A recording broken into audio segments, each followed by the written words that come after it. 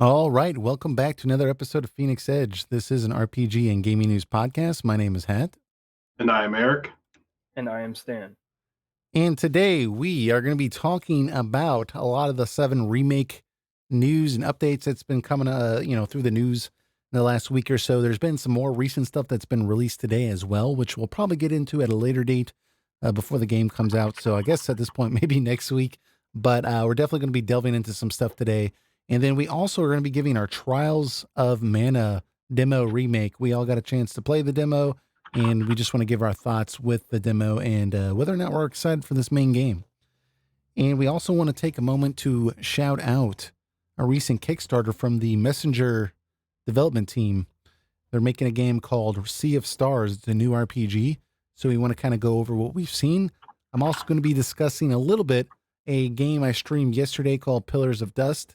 It's a new game that's being published by Something Classic from, if you know them, they're the ones that published and created Shadows of Adam. So I definitely want to talk about that game because I had a lot of fun with it yesterday.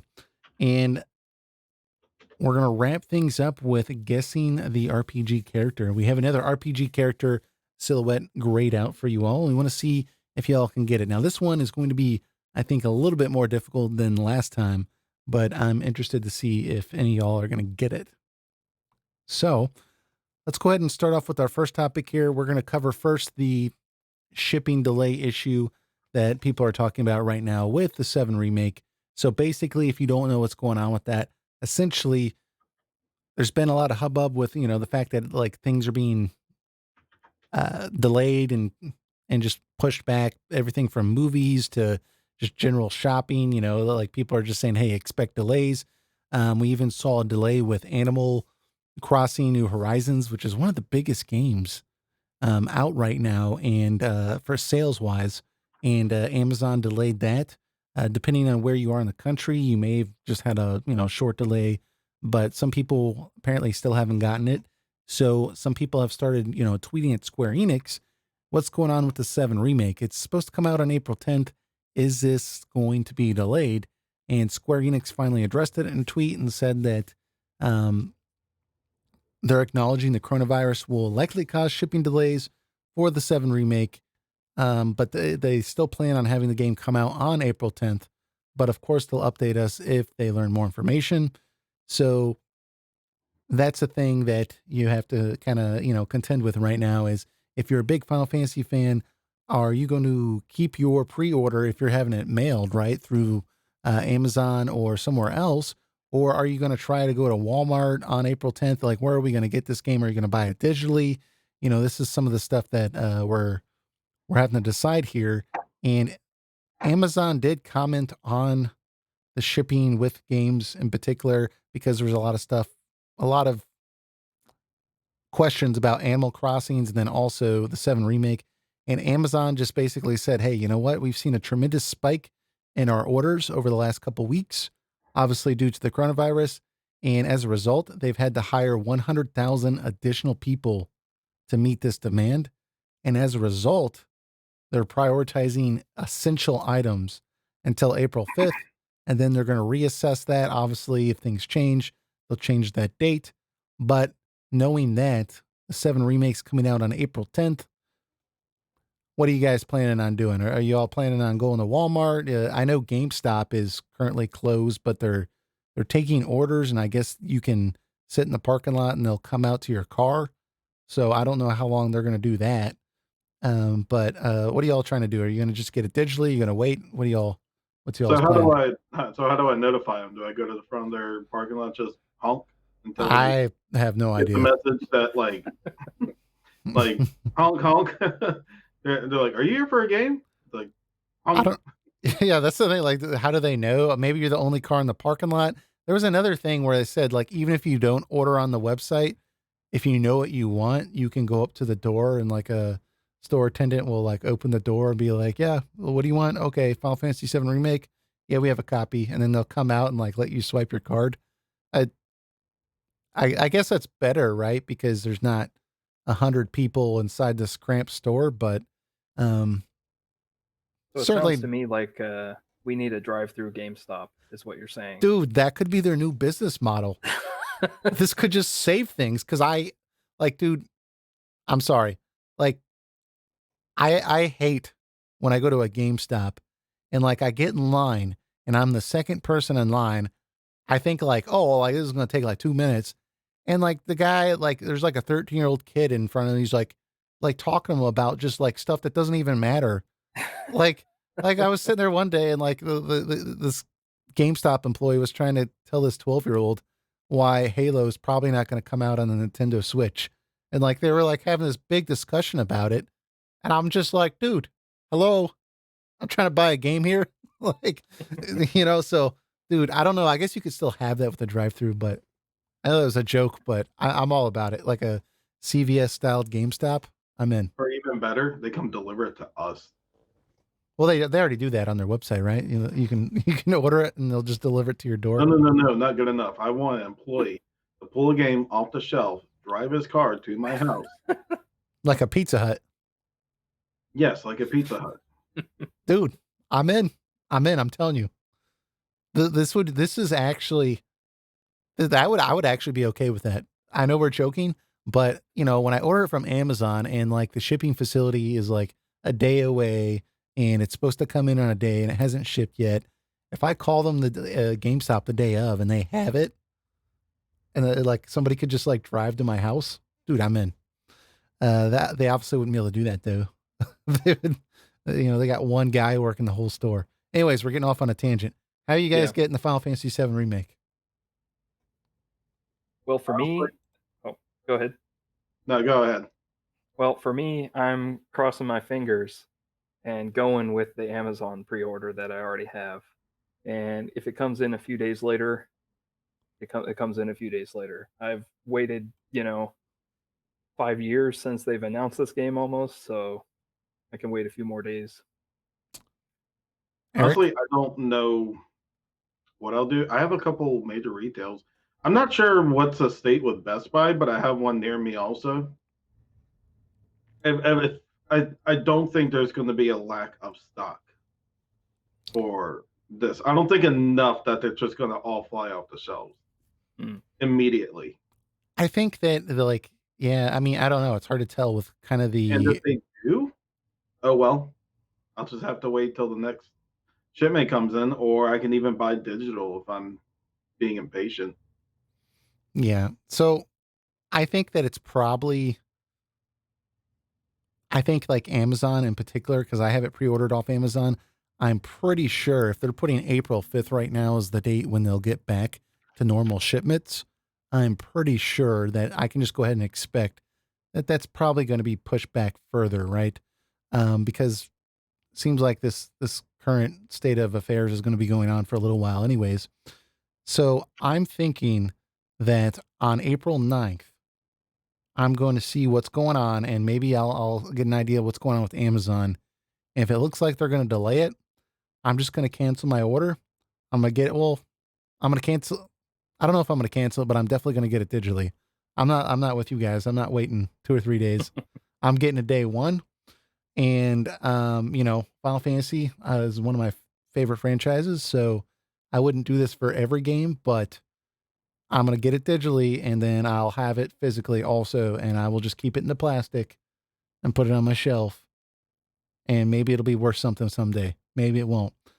I'm not saying I'll do that for every game, but I really want to play this game. I've been looking forward to it.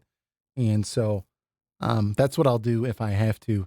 But I'm not going to like a Walmart and like risking my life to try to get this game. Like, I'm not doing all that. Like I have a GameStop around the corner from me. If that's an option and I can just go there and like they'll come out to my car and give it to me, then I'll definitely do that. But it's either GameStop or digital. What's that? If you think about it, it's not. I don't think it's a big deal to get digital because this is not a Nintendo game. It's not going to be $60 forever. It's going to probably there's going to be a day where it drops below $20, or they're going to have a sale and be like, you can buy a physical copy for $10, and then just buy a physical copy then. just to have it in your library. So if That's true. you're having difficulties getting it day one, I say get digital. Don't worry about the fact that you don't have a physical case for it. And this is someone who, speaking, who collects physical games as a hobby. You have a shelf or two. Yeah. Yeah, I have a shelf or two. I say it's fine to get a digital day one if you're having difficulty finding it the first day. Yeah. Yeah. The thing is too, to be honest, and I was thinking about this the other day, is does it even really make that much sense to collect PS4 games or even PS3 games, even though they're really cheap? Because you're not getting the full game, right? Like you're getting like 75% of the game, and then you have to download all this crap to get the full thing on certain games. The patches, like the Yeah, day one like patch and the Yeah. so you're not even getting the full game. That like so it's you're basically getting a digital game still. It's actually a really good question that's really hard to answer also. The reason why uh, like regular Nintendo or Sega Genesis or something like that still holds up today is because there weren't anything like that to hold it back. The only thing holding it back is like truly time and physical deterioration. But besides that, you don't have to deal with patches or anything like that. Now, starting with the PS3 and onward, it's there's these patches for games that were probably borderline broken feeling without them. So I really do wonder what companies may do in the future. But unfortunately, it looks like they just don't care, and they'll find some way to sell it to you again from some virtual console like thing. Yeah, I mean there's some companies that are just selling us the case with just a digital code inside the case. Yeah. So you can have space on your shelf. It's getting silly. So yeah, that's regarding go ahead. regarding collecting though, my sister actually collects the steelbook covers.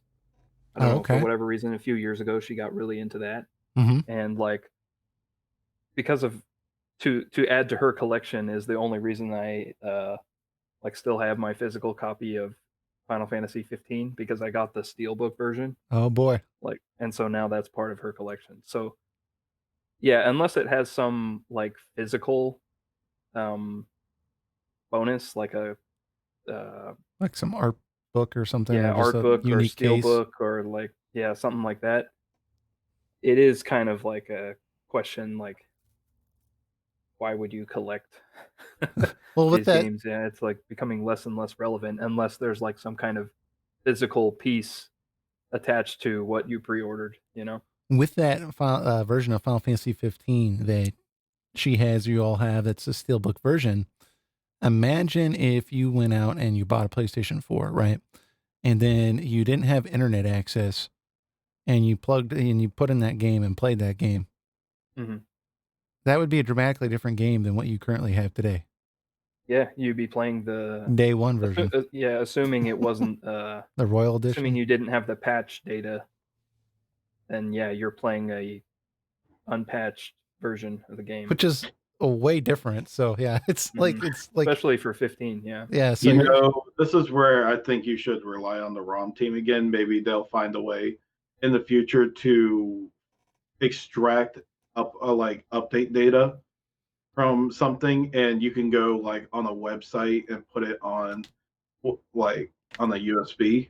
Then you can put the USB in, and then you can depend on the fan community to uphold those and be like, here's the version patch for this. If you since PlayStation 3 doesn't offer updates anymore, like download it, put on the USB, put it in, it should work.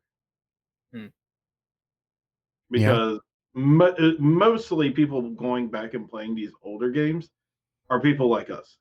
I don't think the random average person is going to care that the PS3 and PS4 doesn't exist anymore. Yeah. Well, so I'm sure the ROM community will come up with something like that where you can download some program that lets you update the PS3 with version updates like on the USB. Yeah. I mean, the other thing too is, and then we can move on here, but the other thing too is I've been, a lot of times with like PlayStation 2 games, PlayStation 1 games, you don't want the greatest hits version, right? You want the original version because it's just, it's God, I rare. hate the greatest hits version. They're so ugly. There's never been a good looking one. They use green. I'm sorry, I'm going to tangent for a second. The green for the PS1, and then they use some awful ugly red that stands out so badly in the PS2 and PS3 version. Yeah. And then I forgot what they do for the PS4 version, but whatever they do, they're awful for that too. It's like, couldn't they just put like a greatest hits like corner thing on it instead? Like Right. I would be fine with that, but why does it have to be like? Because, Can't you just put it on the shrink wrap, like greatest hits, top seller well, once on it? you put that marker on there too, it's like, it's got to be under $20. Right? It just has this, it comes with this stigma of being cheap. But the thing is, I'm coming at it from that angle, but I think with PlayStation 3 games and PlayStation 4 games, it's almost better if you want to collect for the long run to buy those versions of those games. Like if I wanted a version of 15 to collect for later usage, I would want the Royal Edition, right? Mm. Because it has all that crap on there.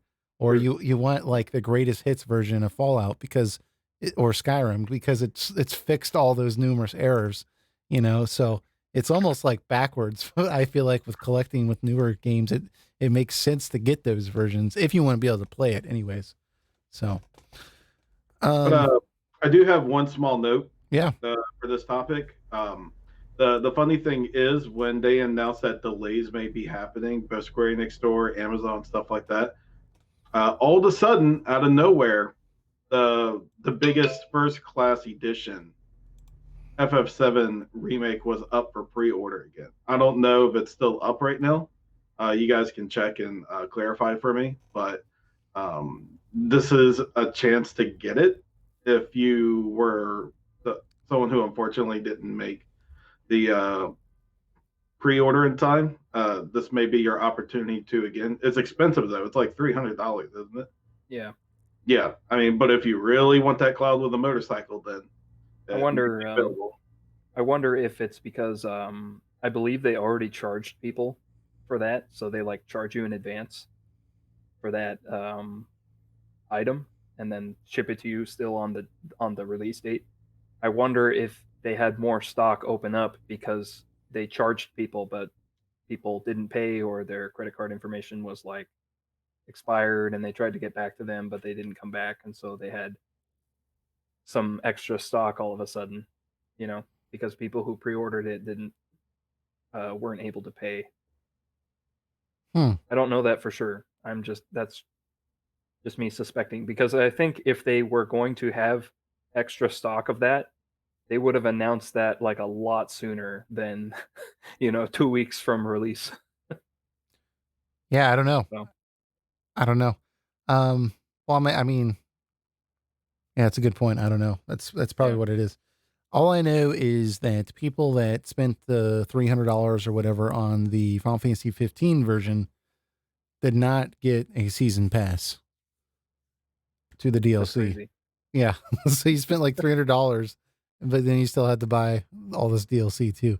And so that's why I'm never getting one of these $300 versions with Final Fantasy because even though the cloud on a motorcycle, that's pretty cool, but that like something like that would just drive me up the wall. So, moving on though, it was actually last week, but there was an Inside Final Fantasy VII Remake Part 1 video or Episode 1 video. And basically, it was all the developers, higher up developers that are working on this game, just kind of talking about the game. And it was really fascinating because there was a lot of like just very blunt speak in here, especially I think from Nomura. That was really, really surprising. But we had, Katase on there, we had Nojima, we had Naoki Hamaguchi, who's the co-director with Nomura on this, and some other people on there as well that were talking about the remake, and they're obviously showing footage as well. And it was really, really interesting. My only criticism was I had to watch it with subtitles, and it's not that big of a deal, but I don't know. I'm getting to the point in my life where I like to multitask, and I cannot like do laundry while And and read listen to subtitles. this. Yeah. Yeah, I have to literally sit here and like watch it, and like it's just a different experience, right? So, I'm um, with you, man. I've been playing Final Fantasy 11, and the multitasking is a necessity, especially if you're grinding on something. It's like you got to have something to watch while you're doing yeah, keep you entertained. Yeah, makes sense.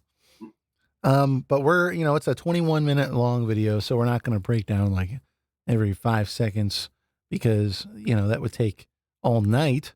But You see how long we take with a 2-minute trailer, so no, yeah, we'll spare you. spent 3 hours on the first 7 remake trailer we had gotten in a couple of years. It was a good 3 hours too. I think that was only like a minute long actually trailer. But anyways, so we're just gonna kind of hit some of the main points here that we want to bring up that we thought were interesting and kind of see where the conversation takes us. I know that there's going to be some overlap here, but one thing I want to bring up just to start us off, and maybe we can switch off and just see where this takes us. But at the beginning of the video, it seemed to me like Katase was kind of talking about this, like this game was going to be his swan song or like the final part in his career. And I know that he's in his early 50s. Let me see here. Actually, he's 54. He's turning 54 this year. So it's not unreasonable, but basically what he was saying was that at the Final Fantasy's 25th anniversary, he was sitting there contemplating what FF games he could still create in the time that he has left. And what would he want to prioritize? What does he still want to do? And the thought occurred to him, like, why don't I do the 7 remake? Like, I've been thinking about this. We've been talking about this a long time. And with the time I have left, why don't I do the 7 remake? And so, he goes on to explain that he brought it up and, corporate like immediately greenlighted it and everything like that. But I thought it was just kind of upfront for him to be like, yeah, I'm doing this game. And then this is probably it, guys. I assume he means like the whole 3-parter or 2-parter, 4-parter, whatever it is. But, Mhm. For how long it takes to make these games, I'd probably be an end of my lifetime too. he might not live to see the last one. We may not live to see the last one. Yeah, but it was interesting. Stan, what do you got? The first thing I noticed that kind of jumped out at me is kind of early in the trailer. There's some new gameplay footage that we hadn't seen before. Okay, Um, let me get this up here. and yeah, it's around 3:56 or so, and it's just like 2 very quick shots, but it shows kind of the camera panning around Cloud, and it shows like you can see the plate. He's down in the slums, and you can see the plate center pillar and like kind of the plate up above, and it shows it during day and nighttime. So that kind of made me wonder if the game is going to have a day night cycle, or if they're just going to have like certain chapters will take place just during the day and certain chapters at night. If I was a guessing man, I would probably say um it's probably preset. Yeah, because that would be easier. They've not gone into it at all. Like I think this would have been brought up in some way, like you get different quests depending on the day or something like that when they explain side quests, Oh yeah. something like that. I feel like that would have come up. I'm not saying that's not the case, and Square Enix are not very good at giving relevant information out. So it Sure. could very well be a day-night cycle, but I think just the way they've set it up and explain it, it probably won't be. Yeah, that's a good point, Eric. Like if it was there, you think they would promote it. I know Oh that yeah. it's not unreasonable though, given that we saw with Final Fantasy 12 they had a weather cycle, which was interesting. It would bring different enemies and stuff. So, um, yeah, I mean, is it going to be like it's just going to be permanently light out until a story sequence, and then there's an evening sequence, or Because I would have to suspect with this part of the game, right, with it being in the city, if you're going to go through the hassle of having a day cycle and a night cycle, you're going to have to change, what's going on in the city during night. It can't be this. I guess it could be, but that would be stupid. It'd have to be different things going on, and there would have to be a gameplay purpose for it to be night. I don't know. I mean, 15 had night cycle and light cycle, so Yeah, when they let you go out at night. yeah.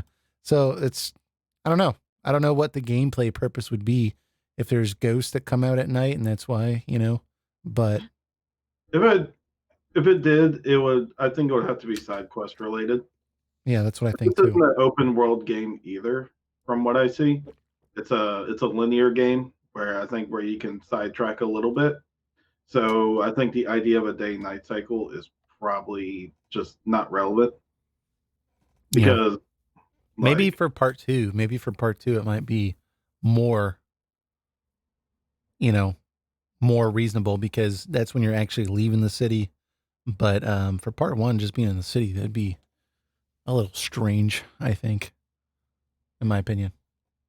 But I maybe. think I mean if, off topic for a second, like I think the second game is just going to go through chapters of like going through probably up to the end of disc one, likely, because Midgar is a big part of the game when you first start it, but then like you're going just from area to area to area very quickly from there on in, and the city of the ancients would be like a very um, climatic place to finish off a second game. Like just because the first 5 hours of the game is part one doesn't mean that the rest of the game is just going to go in 5 hour increments of the Yeah. game. So Well, this kind of leads me into a separate point that I wanted to bring up about this kind of episode one deal was that Nomura was talking about when he first was approaching the 7 remake and trying to kind of get an idea about, what's his mindset going into this.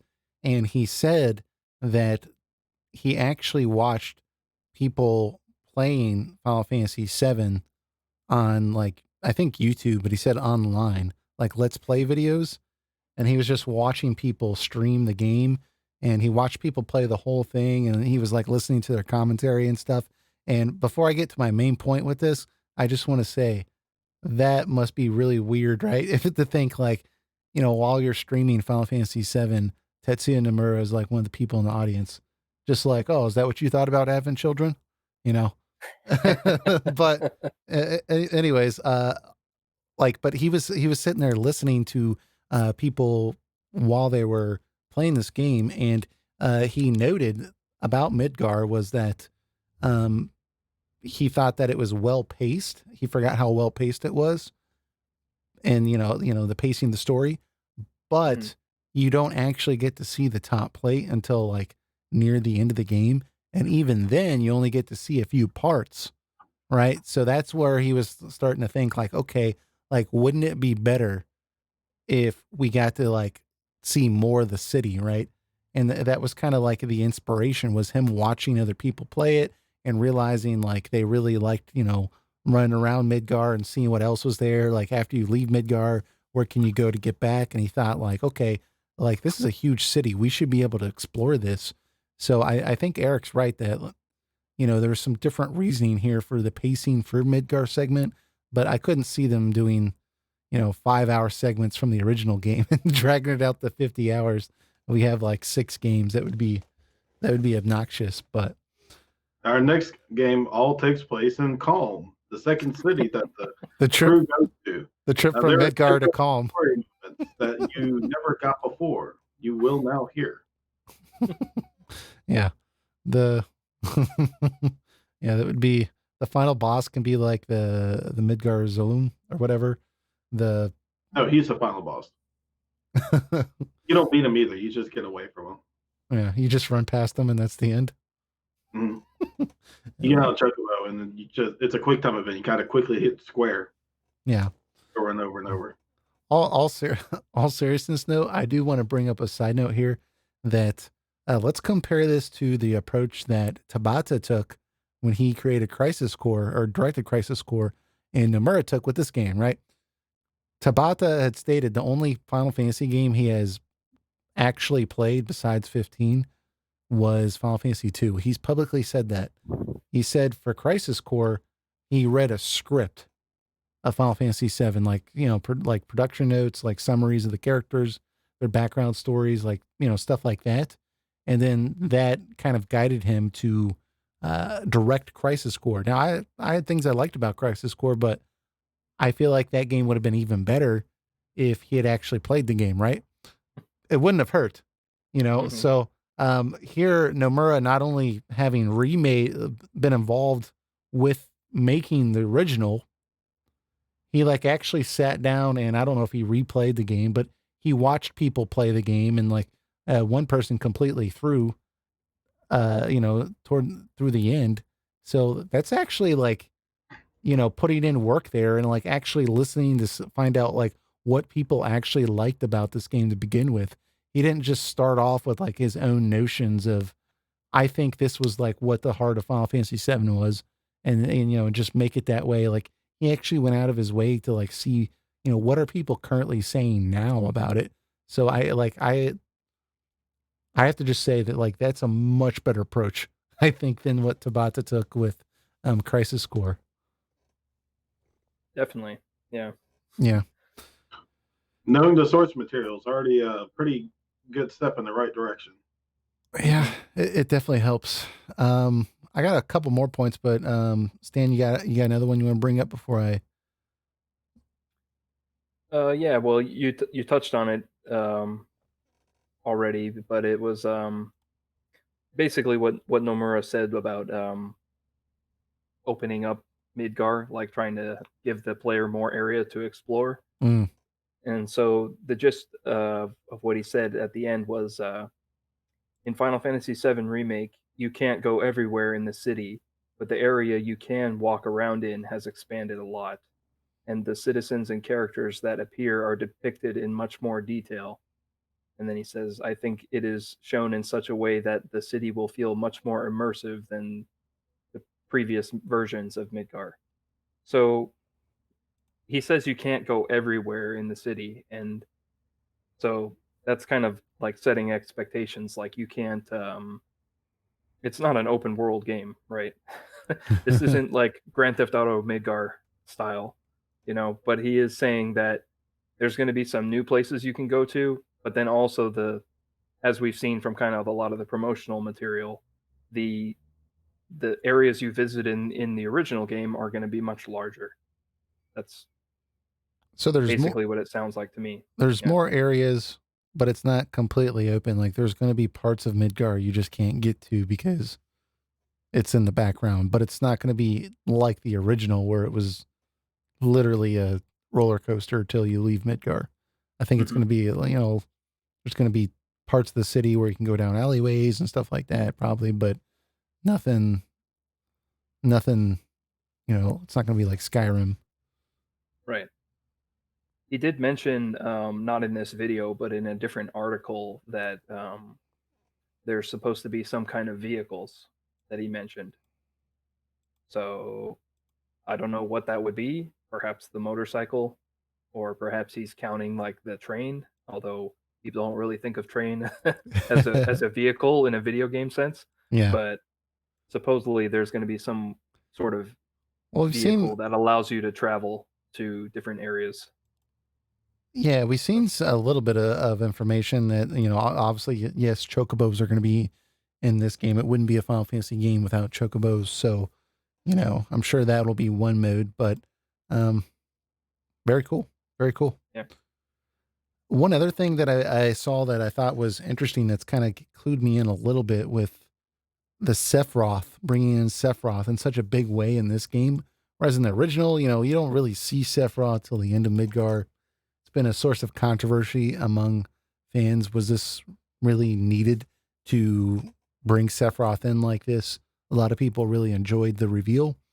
And Naoki Hamaguchi, I always feel like I'm saying his name wrong, but he's one of the co-directors. He didn't work on the original. He was too young, but he's at a point in his career where he's assisting now, co-directing this game. And he stated that Katase told him, like, when they were going over the remake, that when they started development, that he wanted the game to feel both modern to new players, but nostalgic to old players, but also familiar to gamers who may not have played Final Fantasy VII, but knew about it, such as Cloud and Sephiroth, right?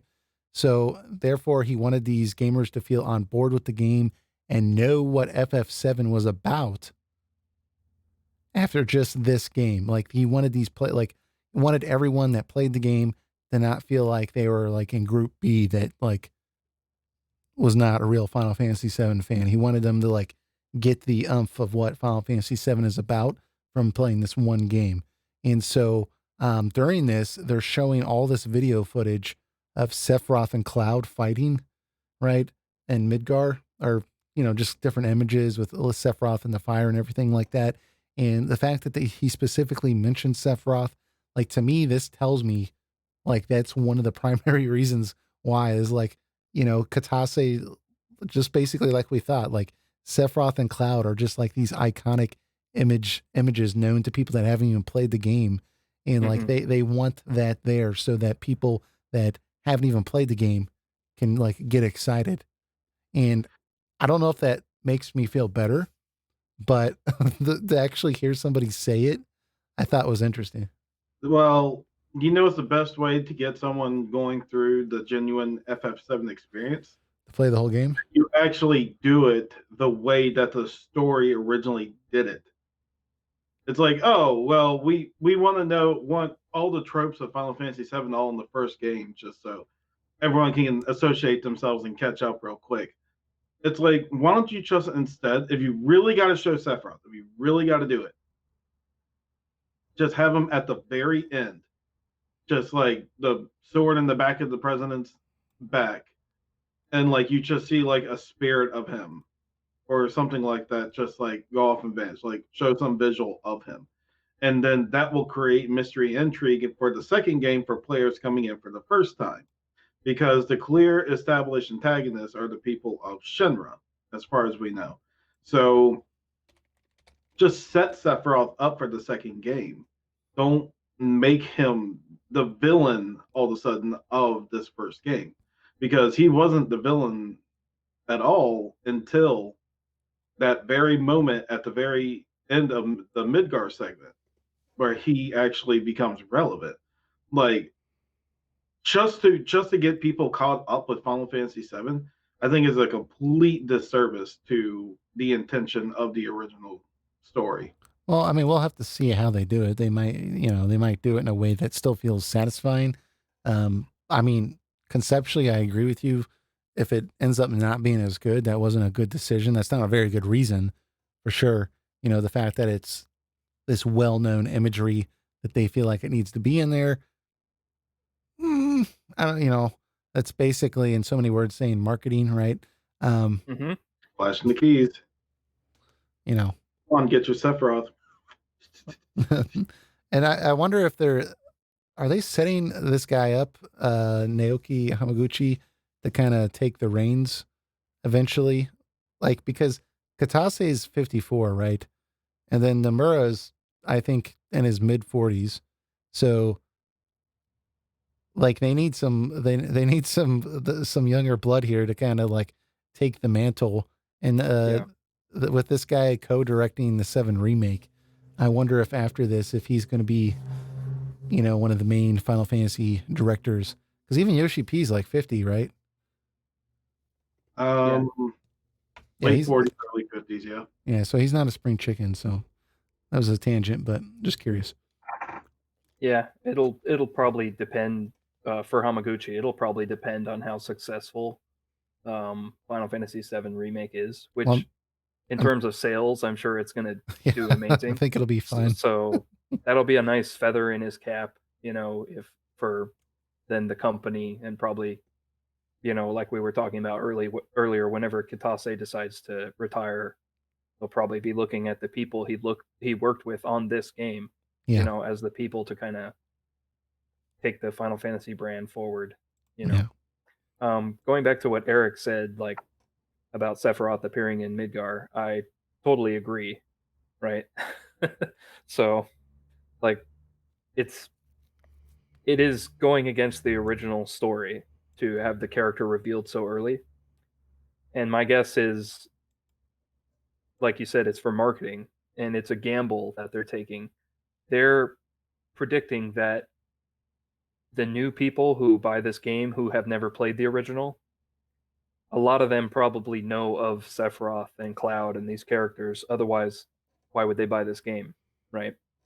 So the general gaming audience that's only kind of loosely familiar with the story is not going to be angry if they make that kind of change, right? Where they introduce the villain of the overarching story uh, earlier on than before.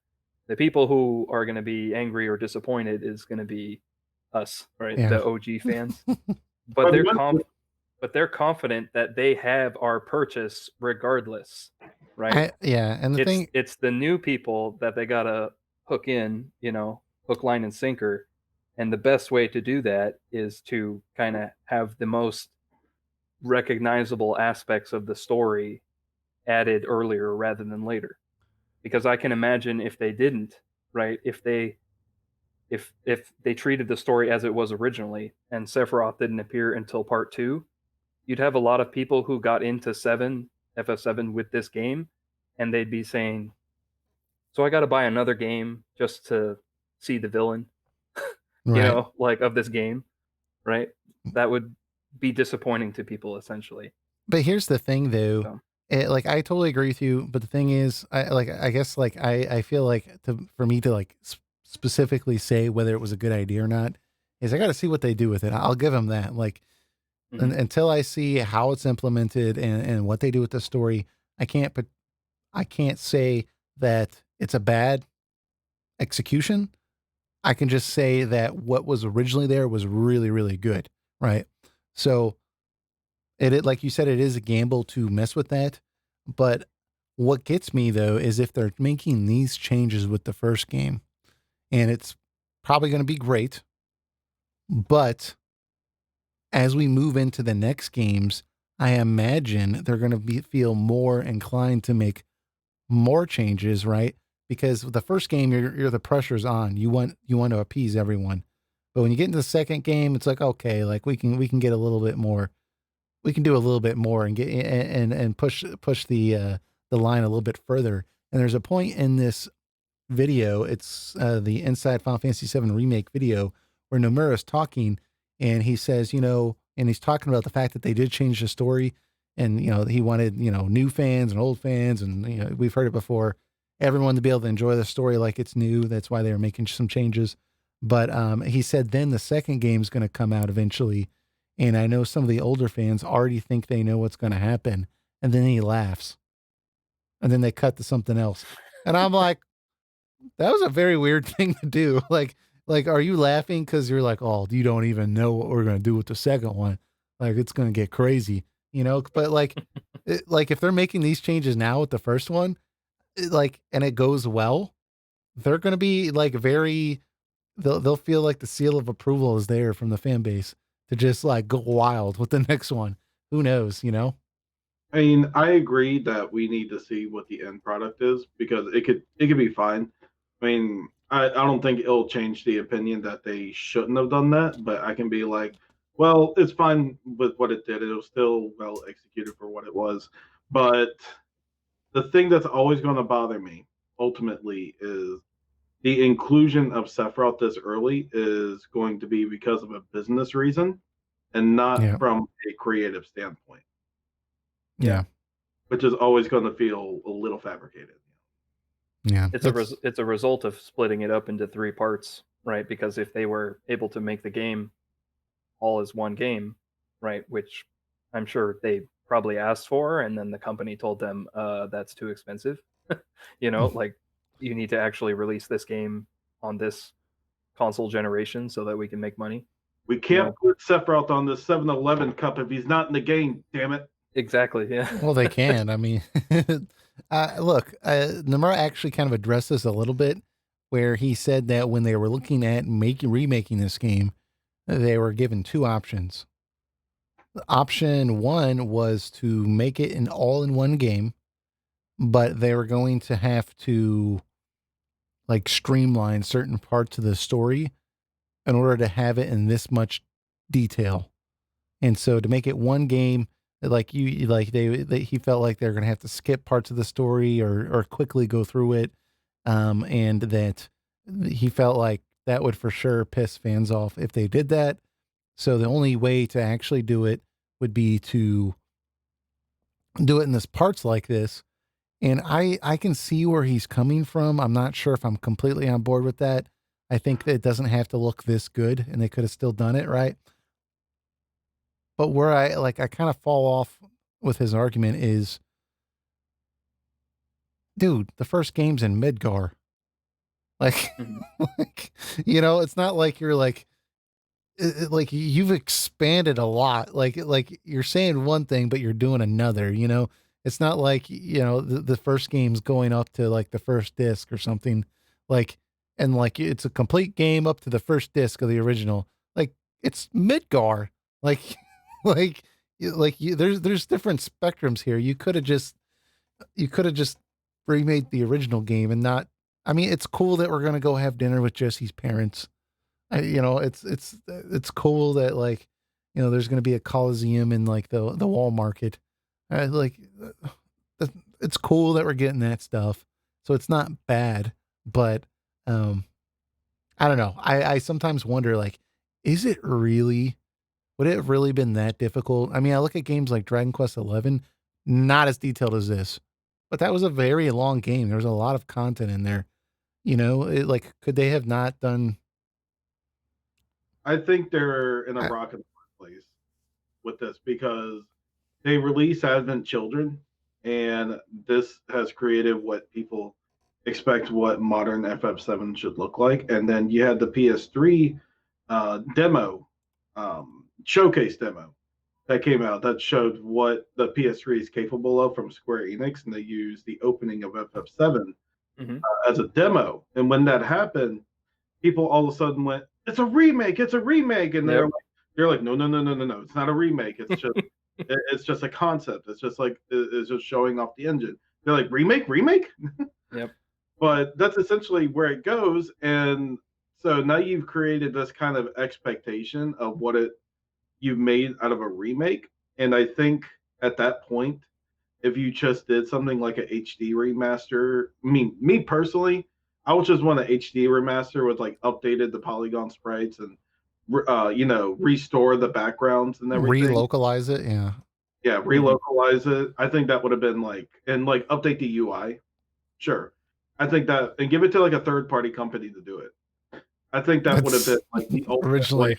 to, and you release it like on a handheld or console, PC, whatever. And that, I think that would have brought modern people into it. But anyways, like, so it's created this high expectation, and they have to meet that high, they believe they have to meet that high expectation to meet the demand of these people that wanted a very realistic remake of FF7 even during the PS3 era. So, but the question is, was now the appropriate time to do it? Because they say that like if they wanted to faithfully remake FF7, the whole story, they would have to cut some significant parts of it and streamline it, like you said, Hat. Or they break it into different parts and give you. I'm sorry, I got a cough. Um, It's all right. it's every, or they give you every little bit of the story through multiple parts of the story. And when I think to myself is, I think the actual best way would have been wait till there's a time where you have the resources and the time to fully remake the game in the way that the people of old wanted it and what be appealing to new players. I kind of feel like it's not the time for it yet, but The this thing, is a way to do it. So I'm not complaining yeah, the thing, about it's done now. I'm just saying, like, was now really the appropriate time to do it? yeah, I mean, that's a good question to ask. I guess the thing is, though, like, Katase wanted to do this. He's 54 years old. So Hmm. I think at this point, it's kind of like, Now or never. yeah, because you ain't Right. going to be taking this on when you're 70, you know? And Hmm. it's kind of special because he directed the original. You know, you have all these people that worked on the original working on this in a higher role. So, um, but it's interesting that you brought up, the fact that they had the tech demo, they had Advent Children, so there's all these expectations of what it would look like, because they actually brought up Nomura did Advent Children in this, and he was talking about, 10 years ago. I think it was actually longer, like 13 years ago, when Advent Children came out. But he was like that was cutting edge technology for them then, but you know, and we always imagined that this game could look like this, Advent Children, just as a game, but the technology wasn't there yet. But then they're showing footage of, 7 Remake now compared to Advent Children, and it looks way better than the movie. Yeah, And yeah. I remember, The in-game graphics actually look better than that movie from 10 years ago. It's crazy. yeah, and like when I saw that movie, I initially thought like that looks real. Those look like real people. Hmm. Like, so like they've really gone like the town with the graphics on this. So I don't know. I guess maybe the other possibility here is like in between having children and this, could they have gone like, I don't know. It looks so good though. When I played that demo, it looked so good. All those lighting effects and just like, it looked like a late PS4 game. Like it looked so good. But I want to say like, if I could have the whole game, I would take like a quarter cut in graphical fidelity. I mean, I would be okay with that. I don't know if that's a popular opinion, but I would be.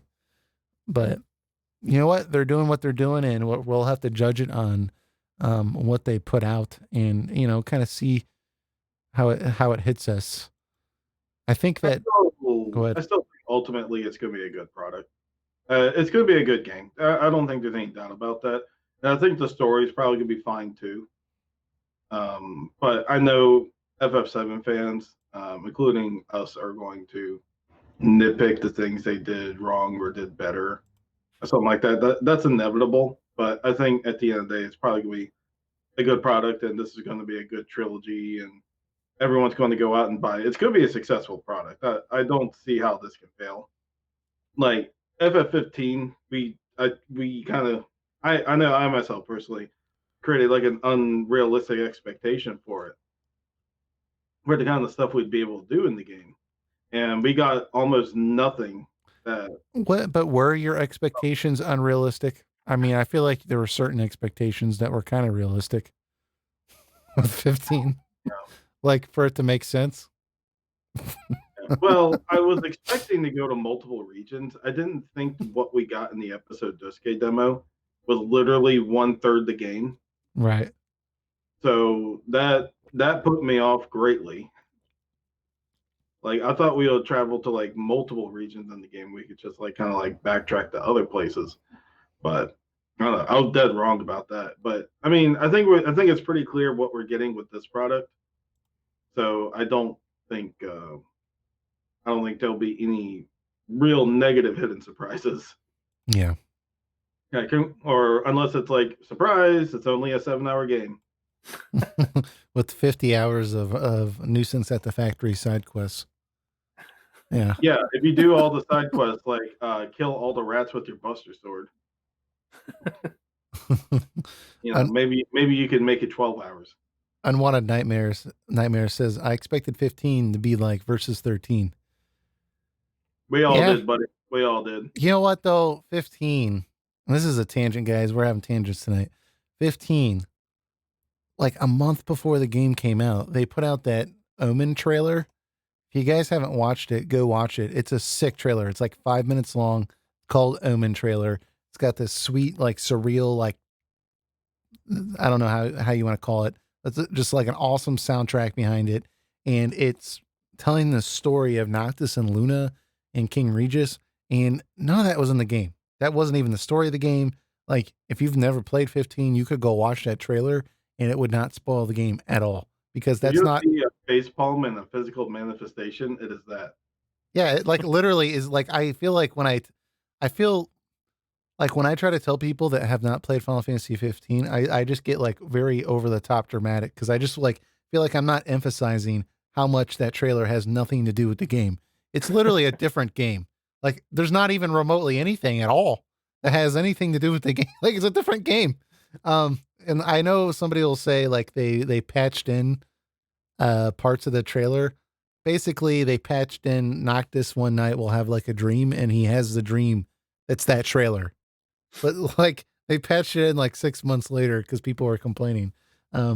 But so there was a lot of stuff with 15 that like they could have done so much better that I don't think this game is going to have an issue with. I don't, obviously the game's not out yet. Every Final Fantasy has its one issue that everyone has a problem with. And I don't know what 7 Remakes is going to be yet, obviously, but I don't think a lot of the problems 15 had. Fortunately, I don't think 7 Remake is going to have an issue with. I mean, they seem like they've taken their time with this. You know, they've been careful with what they've released. You know, they've not made too many promises, except Katase, you know, who says everything you liked in the original will be in the remake. But that's just Katase, but everyone else has been pretty down to earth. So I think this is going to be a good game.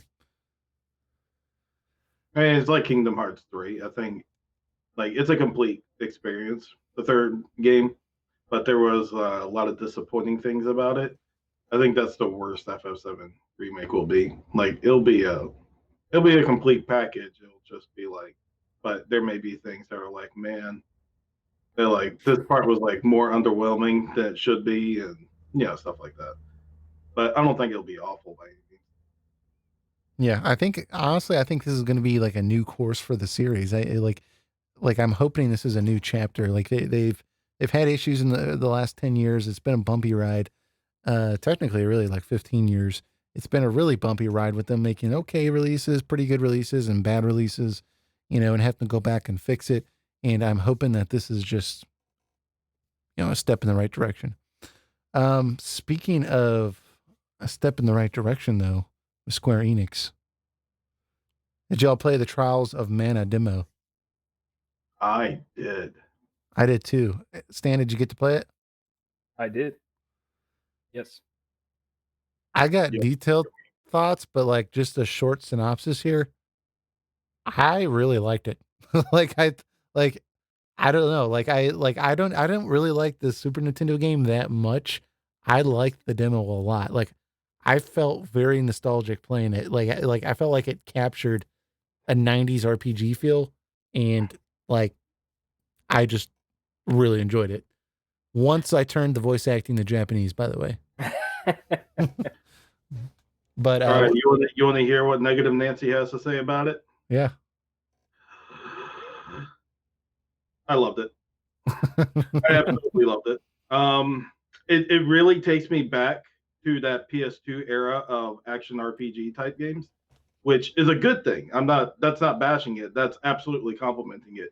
Um, it's not necessarily a game that's going to break any grounds by any means, but it is such a nice, comfortable game to play. You sit on your couch, and the music is great. The combat is very smooth for the most part. I have a little complaints about how the character moves. It feels a little sluggish and kind of eight directional like. Like I don't know how to explain it. Do you like? Did you feel the same thing when you controlled him? But like in combat, it's fine. But like when you're moving around normally, I didn't really have an issue with that. The only thing in that kind of realm that I noticed was like with the strong attack that he has different sounds he'll make. In one of the strong attacks, he'll do the animation and then the voice will come, and it was like it didn't sync up. He would be like the animation of him swinging the sword, and then he would be done with it, and then he'd be like, ah! And I'd be like, dude, you already did it, bro. You already did it. I might have to play it on the main console to see. I was playing it on my Switch Lite. Mm. But yeah, the graphics are fantastic. They look really good. The story is what the story is. That's probably not going to be the strongest aspect of the game, but of course, I did play in English. It sounds delightfully awkward. Like it's not the best voice acting, and like the delivery is like really off, but it's a light-hearted game from what I see out of this. Did you try it in Japanese? Dialogue? No, I don't switch to Japanese stuff. I don't care about Dude, that. you got to try it. Just try it one time. I'm telling you. Like I was surprised. Like it flowed like butter once it was in Japanese. Like the Japanese voice acting was so much better. Yeah, I mean the English voice acting is definitely nothing to write home about. It's not terrible, but there's certain characters that just like the Crimson Wizard. Like I feel like that voice does not fit the character. And it's like you said, some awkward delivery, but some of the characters are fine. I mean, it's not. This isn't like PlayStation 1 era voice acting. It's competent. It's just some of the characters are off. Here's another thing. Everything is just simplistic to, and then that's a good thing. Like there's a basic equipment system. There's move sets. You have shortcuts to those move sets to make things a lot easier for you. You have a quick menu access to items. Um, you do have kind of like a skill tree you can put stuff into, but it's simplistic to the point that like it doesn't feel like it's interfering. You don't have to do a lot of micromanaging in the menu. It's like you go to a new town, there's new gear to buy it, put on you, bam, ready to go. Like I like those type of games. It's like it's just a nice, comforting experience, and I think this game definitely delivers on it. I'm definitely buying it day one too. Yeah. One thing that I really liked about the demo, and this is just the demo that I guess this could apply to the main game too, but dude, like for a free demo, like there's a ton of replay value here. I mean, like it took me about, I don't know, 2 hours or so to get through the main game. I probably could have got through it quicker, the demo, but I kind of took my time with it. But you get to choose characters at the beginning of the demo. And depending on the characters that you choose, the story changes a little bit, like different character interactions, that type of thing, right? So it kind of, it gives you options to all this. So you could replay the demo with different characters and get a different experience. And they're giving that all to you. So like I'm thinking you could get like 6 or 8 hours out of this demo if you wanted to. I mean, and that's a lot of content.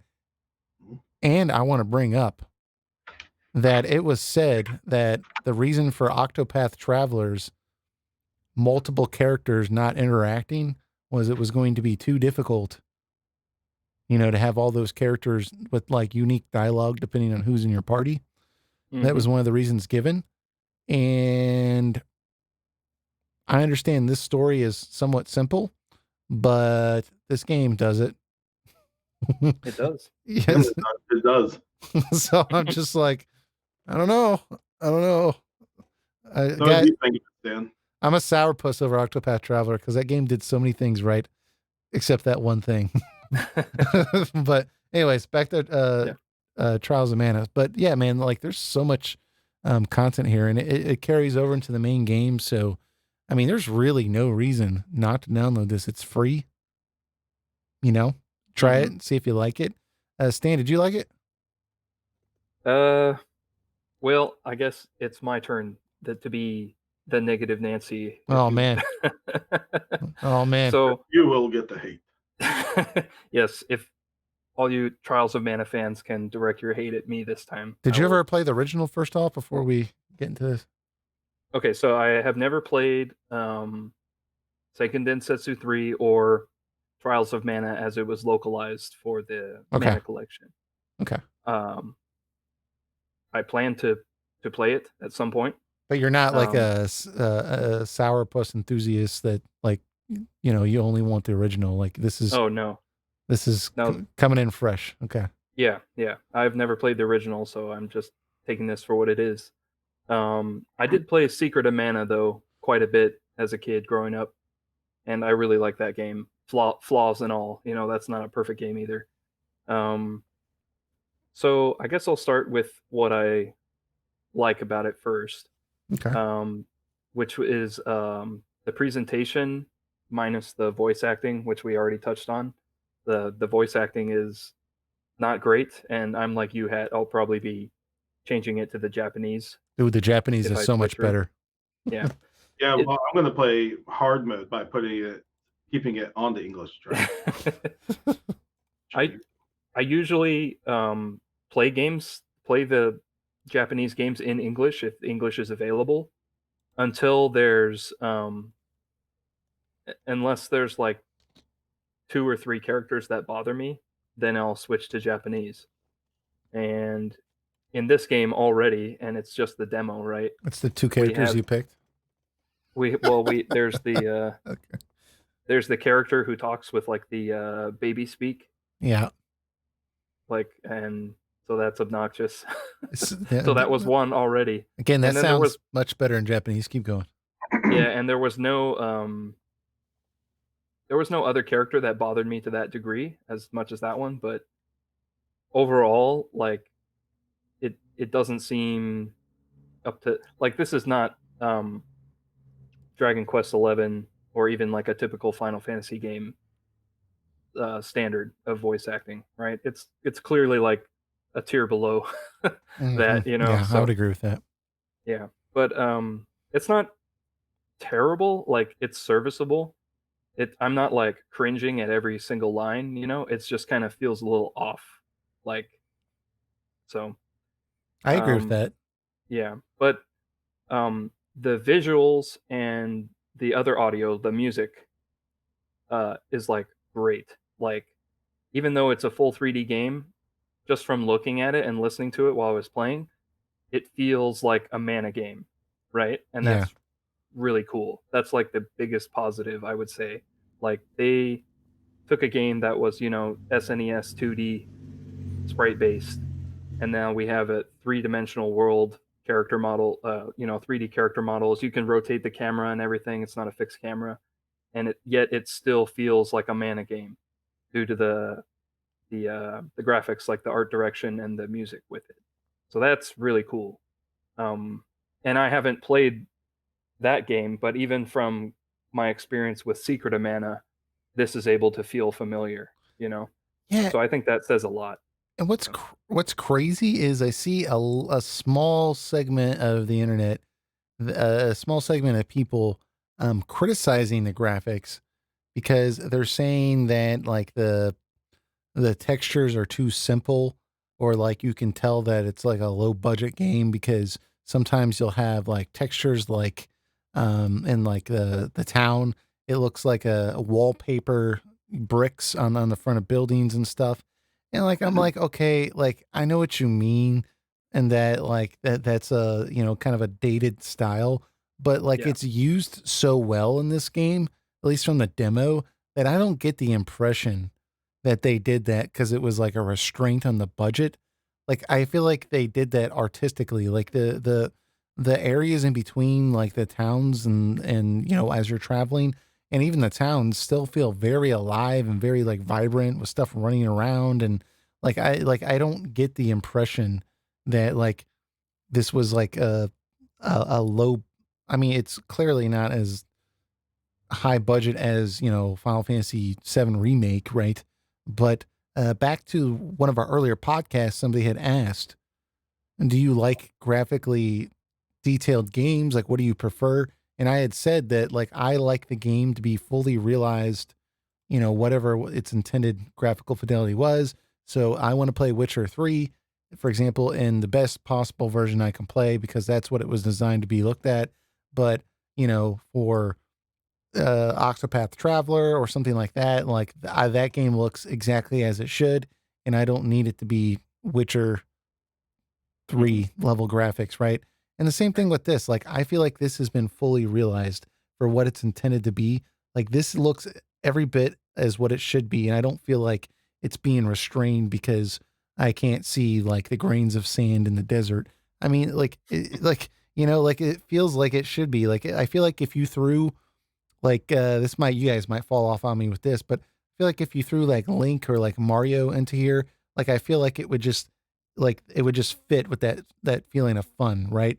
And like that's kind of like why sometimes I feel like this looks like a Nintendo game because like it just kind of has that vibe, and like nobody's criticizing Mario Odyssey for looking not realistic, Well, like Right. here's the thing. The most definitely the aesthetics. It may not be the most highest graphical game, but the aesthetics and the styles far exceed the need for a high graphical Hmm.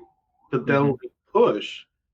So I don't think that's really relevant. And here's the thing too, the artwork for the game, like they beautifully translated that to these character models. Like everything looks great. I mean, it's not simplistic to a fault. It's simplistic to its benefit, if anything.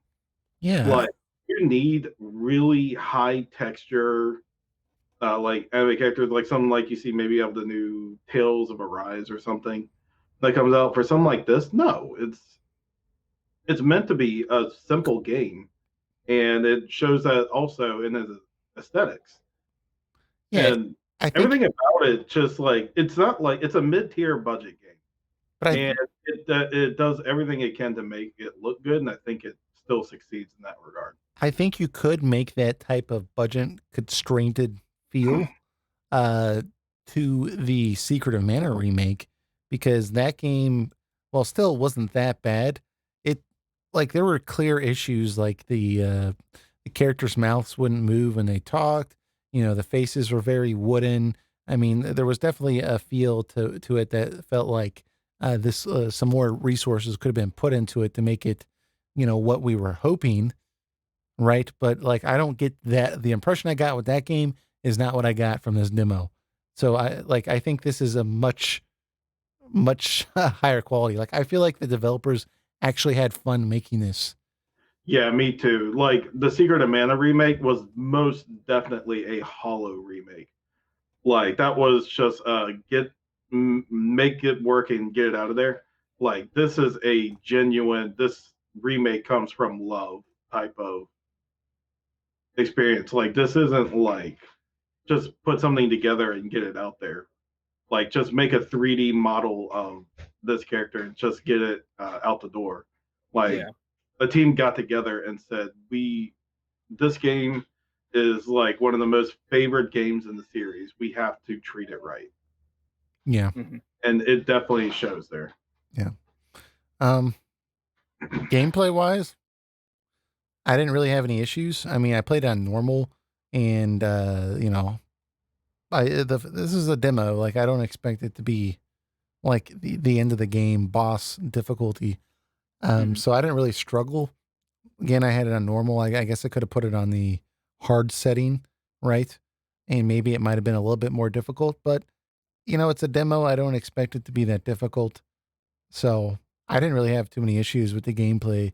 Did you all have any issues? I know that Eric kind of spoke Uh, about seemed like some delay on the Switch Lite, It's but not delay. It's like, all right, so when your character moves, when you move, like, say if you're moving the analog in the circle, like your character goes in four directions instead of just like naturally oh, 360. running in a circle. Yeah, running 360 in a circle. Like your character's moving in four directions. hmm. Like, is that the feeling you got when you played it? I played it on PS4, and I didn't really get that vibe from the game. I'm trying to think back, but I can't remember myself ever like deliberately trying to run in a circle to kind of test that thing out. I don't know. So I mean, it, I played on the Switch, but I mean, I was using I guess it wouldn't really matter if it was made this way, but I played it with my, Pro controller as well. So I didn't really notice anything, but now I'm kind of curious. I want to go back and see if Yeah, it's that way. I want to see if it's just me or not. So I'm gonna put it in the console and see what happens when I play like with a pro controller on a big TV instead of a small screen. Yeah. By the way, works great on the Switch. Yeah. Like I didn't have any no issues. slowdowns, no nothing. Especially in handheld mode. Yeah. I was debating whether I wanted to play it on the PS4 or not, just because I know if I play it on the Pro, it'll throw it up there in 4K. but I played it on the Switch. I was like, whatever, I'll just play it on here. But Yeah, go ahead. I saw a comparison video for the Switch versus PS4 version, Mm-hmm. and the PS4 has slightly better quality to it graphically, as you would expect. But the Switch actually has shorter loading times than the PS4 version does. There we go. It's That's kind of a crazy. trade off, like portable and shorter loading times, or do you want it to be like the better, higher quality? But Now, if you want it highest quality, maybe you should just get it on Steam. yeah. You know? Well, that's the thing. I don't want to. I don't want to sit in my computer chair and play this game if I don't have to. Yeah. One thing that I thought was really cool too that I don't think we brought up was that you can. It's a small thing, but you can switch between the original soundtrack and the new soundtrack. And I don't have any problems with this new soundtrack at all. I mean, I wasn't that familiar with the old soundtrack, to be honest, but there was no time where I felt like I actually really liked the music. I mean, I like the new soundtrack enough. I didn't even bother to look if there was a Way to original switch it. version Yeah. available. Yeah. The It only sounded thing, good to me too. yeah, real good. The only thing I can really criticize though is if you want to switch to the Japanese audio, like you can go into the menu and select to switch it to Japanese, but in order for it to go in effect, it has to go to the main menu and then you have to load your save file. So once I decided to make the transition to Japanese, there was a little bit of a period where, I didn't have a save point. I was like, ah, crap. I was like, this is dumb. Why don't you just let me do it in the middle of the game? I guess, other games will let you do that, but that's just a small nitpick that I wanted to point out if people are having issues doing that. But yeah, I'm much more excited to buy this game, and I want to get it day one now. So I think the only real disappointing thing right now is we have to wait a whole month for the full game.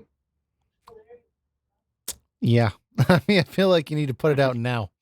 Yeah, well, it's definitely not going to get. I mean, it's already bad that it's really close to FF7 Remake. Like being around the same day as it is probably the death sentence for it. Yeah. I mean, it's a few weeks after, especially if people are getting their game delayed in the mail, right? So if the Final Fantasy VII Remake is coming out on the 10th, but maybe they're not getting it till like the 13th or the 14th because of, shipment delays and everything like that. I mean, then you're looking at, a 10-day gap in between this and that. And then, are people going to be able to get through it? I mean, I don't know. I don't know why they chose this time frame, but it's $50. It seems like a good deal to me. Yeah. Yeah, I'm still on the fence. But if it's the full game, like the original one, then yeah, there's definitely gonna be enough content to warrant a $50 price tag. Yeah. Another game though to look forward to. Well, let me get through some housekeeping here before I skip that because I don't want to wait till the very end. So as y'all know, maybe you don't, but we're media partners with RPGFan.com. Make sure you go over there and check them out. They got some great RPG news, game reviews, soundtrack reviews. They have 2 podcasts, Random Encounter and Retro Encounter. Random Encounter does like news, discussions, that type of thing, twice a month. And then Retro Encounter does a more book-styled RPG podcasts, very in-depth discussions on games. Highly recommend you go check them out. Right now, they have a written review on RPGFan.com for Langrisser 1 and 2, and a review in progress for Persona 5, the Royal Edition. So very, very, very cool to be associated with them. Definitely make sure you go to their website, and they have a YouTube page as well where they're doing some video content and constantly streaming on Twitch and everything like that. So be sure to check them out. And then for our own YouTube channel, we're going to be doing a Final Fantasy discussion. We're planning on recording this week, when we'll have the video up at some point, probably next week. We'll have to see when we decide would be the best time for that. But we're going to be going super in depth with the Final Fantasy VII PS1 version, just gameplay, story, everything. And That's going to be coming out shortly. So make sure you subscribe to our channel if you aren't subscribed already. That way you can make sure you're not missing it. If you're kind of curious what our game discussions are like, it's going to be very similar to our Crisis Core discussion. We did that maybe a month and a half ago. I have a link to that in the description if you want to check that out. And then another side note, yesterday I was streaming a really cool game called Pillars of Dust.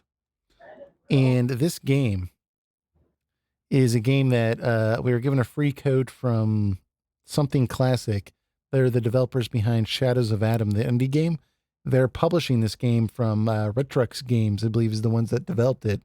But it's an NES-styled RPG, and I didn't know what to think about it. I'm going to get it up on the screen here. But I was playing it yesterday, and initially I thought that it was going to be a very serious game, right? Like, I thought, like, okay, this is an NES game. It's almost, trying to tell this epic story like the good old days. And I was completely wrong. This game was hilarious. Like, like the dialogue was really, really witty. The art style was simple, but like really well done. The music was great. The battle system was unique, and that if you didn't defeat the enemy in a certain amount of time, the battle would actually get more difficult. And so, it was kind of it's kind of, a unique way to approach combat, but it had a lot of unique aspects to it. Like, for example, another thing is you would have to do the story would be told in chapters, and it would have little objectives you could do in between the story, like, collect these many orbs, these many secrets, etc. And there's usually some witty dialogue involved with it. And, like, it involved me like checking every bookcase and every pot, trying to find all the secrets and everything like that. And it was just a really, really charming game. So right now it's on Steam for $6.99, and you can get that and Shadows of Adam for $6.99 on Steam, which is a steal, honestly. But highly recommend checking this game out. I'm telling you guys, like, it had me laughing hysterically.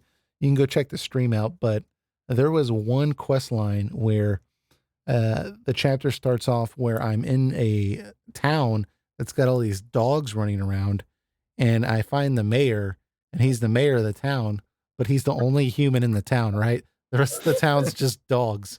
And I'm like, what? And he's like, yeah, it's just like only dogs now, but I'm still the mayor. And I'm like, okay, right.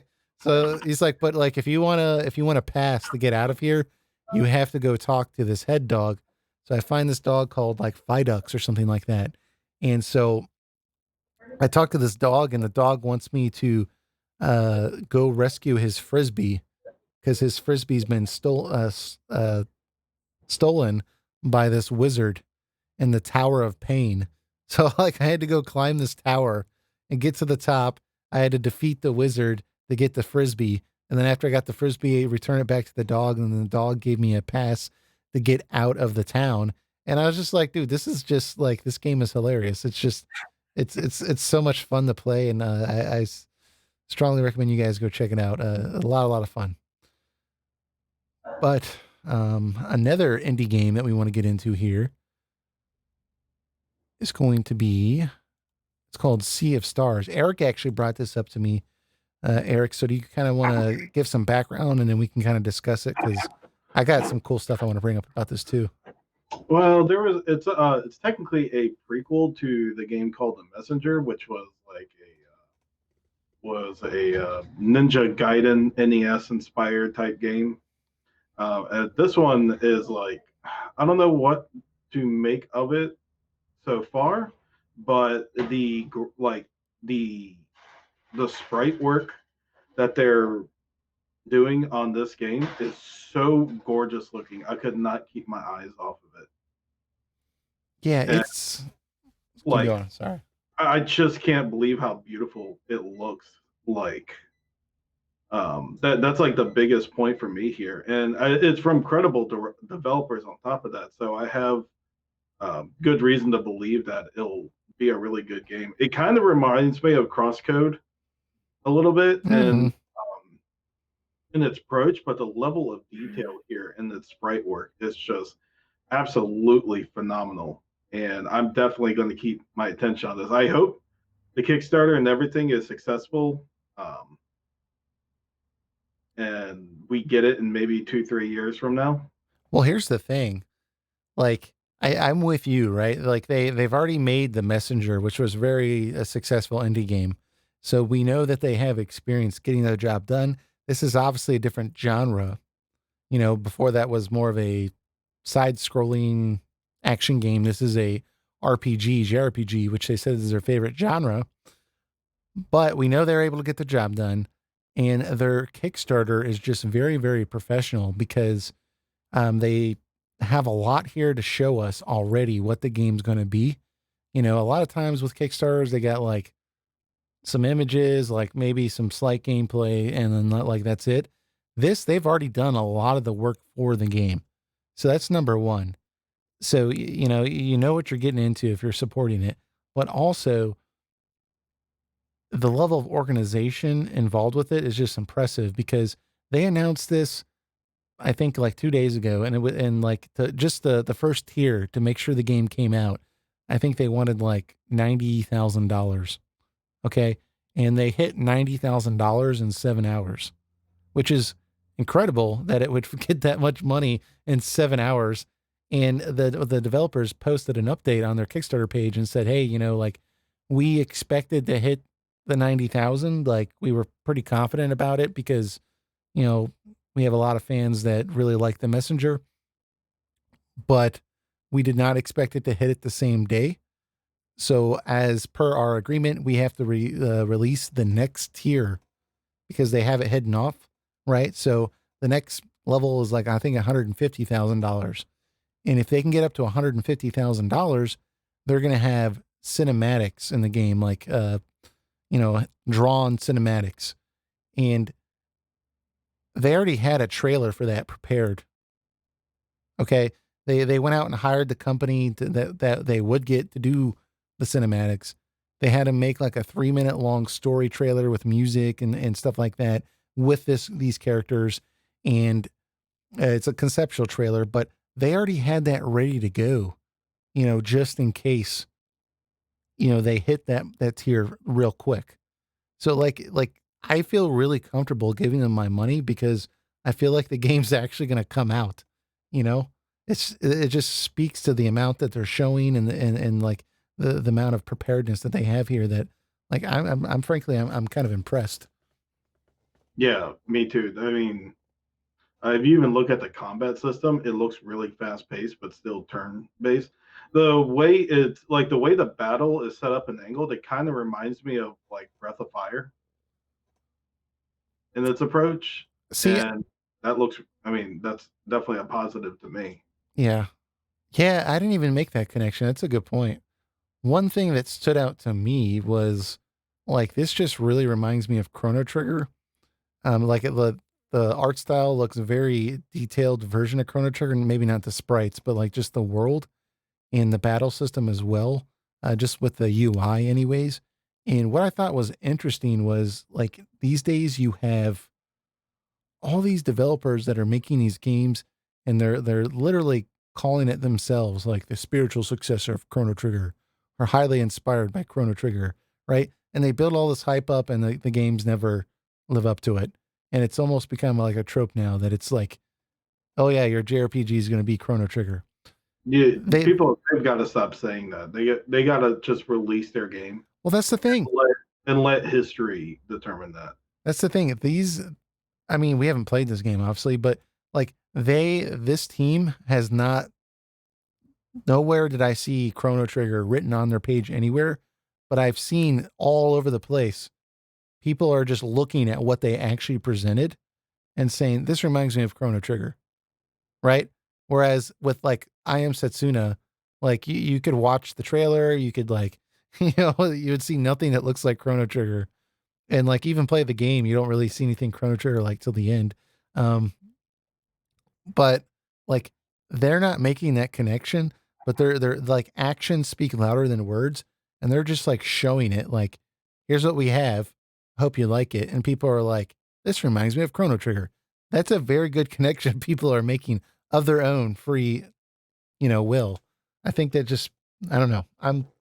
This game looks really good. That's what I'm trying to say. Yeah, I'm excited to see how it develops. I'll definitely be keeping my eye on it. Yeah. Yeah, they didn't mention any specific games that it's taking inspiration from, just turn-based RPG classics, as they put it on their uh, Kickstarter page. However, it also says that it's not coming until 2022. PC and consoles in 2022. So we Sounds had right. a bit to wait, So be excited for it, but at the same time, it's a ways away at this point. So I'm willing to wait. I wouldn't be surprised if it hits 2023 if Kickstarter history is anything to say. yeah, Well, the Kickstarter games don't have the best reputation, unfortunately, but there's successes, that Hmm. their goal and meet their deadlines and come out on time. So especially with this development team, right? Because, Bloodstained yeah, was a success, so yeah, they it's know always hit or miss. I feel like they kind of know what they're doing. I guess, making an RPG is a different animal, but anyways, this game looks great. I can't wait to play it. yeah. Also, the from the trailer, the first thing I noticed was the lighting, which is Mm-hmm. an odd thing to say for a 2D retro style looking game, but the lighting in it is like looks very good. Yeah. They even mentioned that as something on their what they're working on. They say they have a custom made render pipeline that allows for fully dynamic lighting. Yeah, you can really see that. I mean, you some of the nighttime shots here. You'll see some like things just glowing, and then other areas you see like some shadows that kind of change where this, depending on where the sun is. I mean, it's some really cool stuff. This is like if they took the Super Nintendo style of RPG and it just kept developing, right? And they never went this 3D route. I feel like it would look something like this. Yeah, Um, probably. yeah, it's really good. I'm like, even conceptually, like, I'd have to look at my notes here, but conceptually the actual premise sounded at least somewhat interesting. Um, it says it tells the story of two children of the solstice who will combine the powers of the sun and moon to perform eclipse magic, the only force capable of fending off the monstrous creations of the evil alchemist known as the Fleshmancer. I mean, that doesn't tell us a whole lot, but it sounds kind of like in keeping with what we're seeing here, with like just the kind of magical spirit that the game seems to try to be giving off, with the like all the colorful crystals, and the two protagonists that are clearly very close. So I'm ready. I'm ready for a demo. I think they're a ways away from that. I don't know, man. I don't know. What are we watching here? I want to play this. Whatever this is, I want to play it. The water area of what Cool. I'm in. they're doing. Let me play it. Yeah. So I think that's about it for that. Yeah, looks good. Yeah. Looks awesome. Um, so I think that's going to wrap up our podcast here this week. So we do have one final piece here we want to get into here with guessing the RPG character. Now, this is a new thing that we're doing. And basically, the idea is we're going to show a silhouette of a character, and we want to see if y'all can guess it in the comments of the YouTube channel. And then later next week, we will let you know who the character is and what the silhouette actually looks like. So this is this week. Who was the one that picked this out? Was it you, Stan? I did, yeah. All right, so this is this week's silhouette. I'm going to leave it up here on the screen and let you guys get a good look of it and see if you guys can guess it. But yeah, just leave your guess in the comments section, and then we're actually tallying up the people that are participating and getting involved. And at some point, we're going to use y'all's opinions on some future content here that we're going to present. So